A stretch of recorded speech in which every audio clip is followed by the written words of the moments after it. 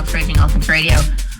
I want to talk about someone that I think is going to be a total star in our country.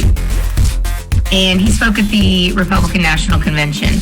And again, this is the kind of black person that Democrats don't want to highlight. They want to highlight Cardi B and Jay-Z and thugs of Black Lives Matter and rioters and looters calling for reparations.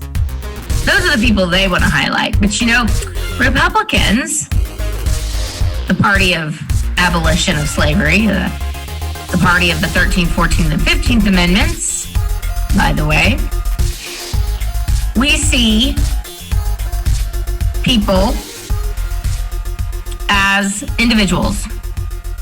We don't lump people into groups. And when someone like this next person who I'm getting ready to talk about, it's like, ooh, who is it? Who is it, Angela? The person I'm getting ready to talk about is so extraordinary, but it shouldn't be so, because he's just a good man who followed the rules and did what was right and is now rising appropriately through the ranks. And I'm speaking of Kentucky's Attorney General, Daniel Cameron. Wow.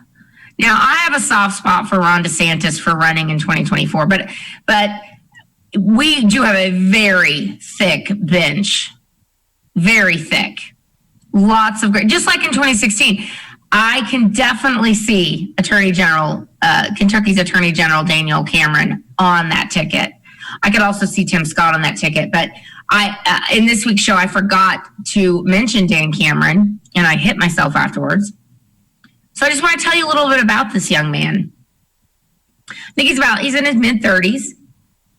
He is the first Republican elected to the Attorney General's office in Kentucky since 1948. And he's the first African-American independently elected to statewide office in Kentucky's history. And I'm on the Kentucky.gov website right now, and he's just, I just want to hug him. He's just such a bright energy, he's the next generation of African-American leaders. And again, along with Tim Scott and Ben Carson, who is clearly a superstar as well, but a quieter superstar. I think Daniel Cameron is the kind of guy that is going to make Democrats shriek for the hills. Because, you know, their idea of, or as Joe Biden would say, a clean, respectable black person, Barack Obama, those are Joe Biden's words, or whatever he said about Obama. You know, Obama, a radical in sheep's clothing. Daniel Cameron is a conservative. He's a constitutional conservative. He's a black man. He is an independent thinker. And he said, I think for myself. And that is the Democrats' worst fear, is that the black community starts waking up individual by individual, thinking for themselves. He's their worst. He's their worst nightmare, Daniel Cameron. I just want to tell you a little bit about him. He grew up in Elizabethtown, Kentucky. He graduated from John Hardin High School. He attended the University of Louisville, where he played football, which is pretty cool, and the Louis D. Brandeis School of Law. And after graduation, he completed a federal judicial clerkship. And he also worked with as legal counsel to Senate Majority Leader Mitch McConnell. I mean, when Mitch McConnell was lucky enough to have Mr. Cameron as his legal counsel, he's probably like, man, this guy is going to be a star. I mean, say what you will about Mitch McConnell, but he does get good judicial nominees through the Senate. And I have a feeling whether Daniel Cameron is on a presidential ticket or as a federal prosecutor or maybe a federal judge, Supreme Court maybe one day in his future, this guy's going places. And this is a guy that Republicans, you know, it's so sad. It's like Republicans are the big tent. And it's I get so sad. And it doesn't hurt me personally because I think they're so stupid and malignant. I think the Democrat Party is such a malignancy, such a cancer on the world, frankly. the left is a cancer on the world, and the Democrat Party is our cross to bear here in America. But they're so malignant now that they think that unless you think a certain way, you're going to be canceled, you're going to be shut down, you're going to be left out. And Daniel Cameron talked about that in his speech at the RNC. He said, the cancel culture is one where people are afraid to say anything for fear of being fired, left out of society, embarrassed, shamed, humiliated.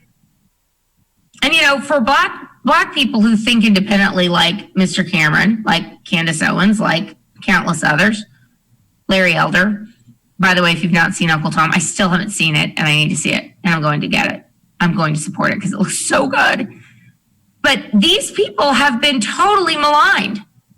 These are the best of us, the best of society, the people that have understood what it's like on the other side. Maybe were raised as Democrats and said, I reject that. And they've come to the light, and they've come to conservatism, common sense conservatism. Most of them people of great faith.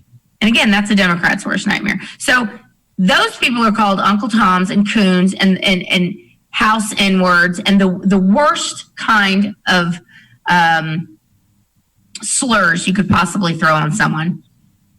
I mean, the N-word is bad, but what does it feel like as a black person to say, I've seen what you have to offer me, Democrat Party, and I find it to be lacking.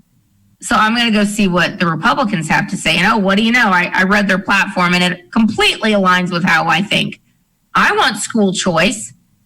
I want my children to be able to attend a school that's not filled with gangs and graffiti and guns and violence, and where children can actually get an education and not be disrupted by a bunch of psycho students all day long.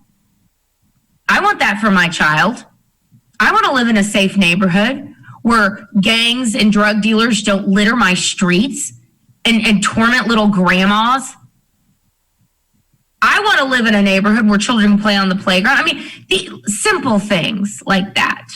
Why is that white America? And this is what African Americans who are leaving the Democrat plantation in droves are starting to figure out. This isn't about white America. That's just normal America. Wanting a safe place to live, wanting a good school, wanting a job that pays a good wage, so enough that you can support your family, wanting to be in a nuclear family married to a wife or a husband and having children and staying in that nuclear family because they know, many African Americans know they come from broken homes, and they know that a father in the home is the best indicator of future success for children. And that's regardless of ethnicity. But it's certainly very, very true in the African American community where, you know, in the 60s, fathers were told it's fine to abandon your families, the state will take care of them. And that's what Democrats have done. They re-slaved the black community, and people like Daniel Cameron, who is going to be a rising superstar, but keep your eye on him. People like Daniel Cameron, Tim Scott, Ben Carson, Candace Owens, Alice Marie Johnson, Larry Elder, countless others. They've gotten off the Democrat plantation, and the Democrats do not control their minds anymore.